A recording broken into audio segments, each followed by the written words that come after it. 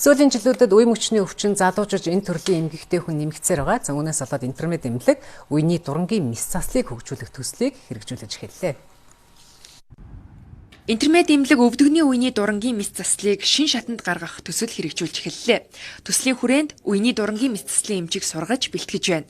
Мөн Америк нэгдсэн улсын Artrex брендийн өвдөгний дурангийн мэс заслын тоног төхөөрөмжийг шинээр зориулан ажиллаж байна. Одоо өвдөгний үений мэсэл өөрөө усан дотор хийгддэг хаалга байхгүй.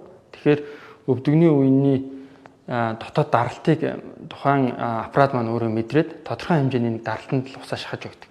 Тэгснээрээ мэслийн дараах хөлийн хаван их үсэхгүй байх, хөдөлгөөний хязгаарлалт үүсэхгүй байх тэр нөхцлүүдийг маань аппарат маань өөрөө бүрдүүлээд өгч байгаа. Ямар нэгэн хүнээс хамааралгүйгээр. Тэгэхээр бид тэр аппаратыг ашигласнараа илүү давуу талтай. Төслийн дараагийн шатанд мөрний үений мэс заслын арга технологиг нэвтрүүлэхээр төлөвлөж байгаа юм байна.